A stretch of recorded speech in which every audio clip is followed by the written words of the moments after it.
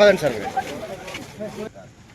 దానికి ఏంటనేసి అంటే న్యాచురల్ పరంగా ఇది జీవామృతం అంటారు సార్.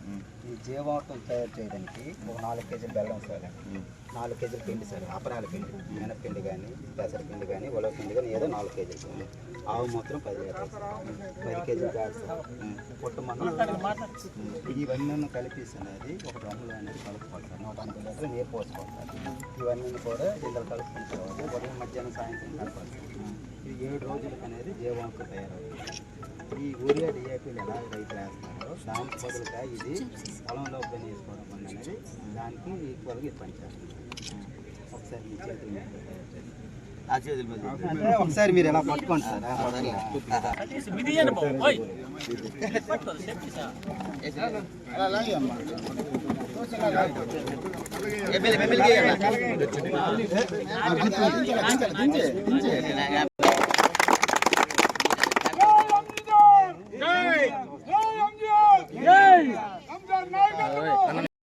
రైతు బాంధవులకి ఈ పొలం పిలుస్తుంది కార్యక్రమం రాష్ట్ర వ్యాప్తంగా అన్ని గ్రామ పంచాయతీల్లో ఈరోజు అంటే ప్రతి మంగళవారం బుధవారం అన్ని గ్రామ పంచాయతీల్లో రైతు పిఏఎస్ వారి గ్రామాల్లో ఉండే పొలాలకు సందర్శించి రైతులకి మమేకం అవ్వడానికి, వ్యవసాయంలో వాళ్ళు ఎదుర్కొంటున్న సమస్యలు అనుకోండి అవన్నీ తీర్చడానికి తక్కువ పెట్టుబడితో ఇప్పుడే ఎమ్మెల్యే గారు చాలా శ్రద్ధగా విన్నారు. సార్ కూడా చాలా క్వశ్చన్ చేశారు. అధిక దిగుబడి సాధించాలనే ఒక ఉద్దేశంతో మన ప్రభుత్వం కృషి చేస్తుంది. మీ అందరికీ తెలుసు చాలా పెట్టుబడులు ఎక్కువైపోతున్నాయి, ఖర్చు ఎక్కువైపోతుంది. కాబట్టి ఖర్చును తగ్గించాలి, మంచి రాబడి పెంచుకోవాలి, అధిక లాభాలు పొందాలనే ఉద్దేశంతో మన గౌరవ ముఖ్యమంత్రి గారు ఆదేశాలు ఈ రోజు నుంచి మన జిల్లా మొత్తం ఆంధ్ర రాష్ట్రం మొత్తం ఈ కార్యక్రమాన్ని చేపడుతున్నాం. దీనికి ఇంకా డీటెయిల్స్ శాస్త్రవేత్త గారు కూడా వస్తున్నారు. ఇటువంటి Madhu sir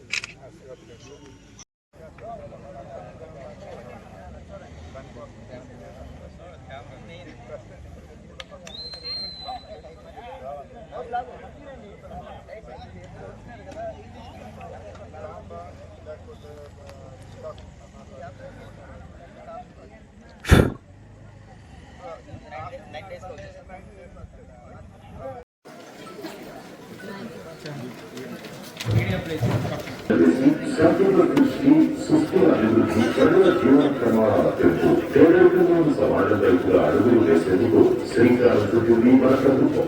simple government, effective governance విధానంతో ఏటా 15% వృద్ధి రేటు సాధించడమే లక్ష్యంగా అడుగులు వేస్తుంది. పరిశ్రమల అవసరాలకు అనుగుణంగా రాష్ట్ర యువతలో నైపుణ్యాలు పెంచి మెరుగైన ఉపాధి అవకాశాలు లభించేలా కార్యాచరణ సిద్ధం చేస్తోంది.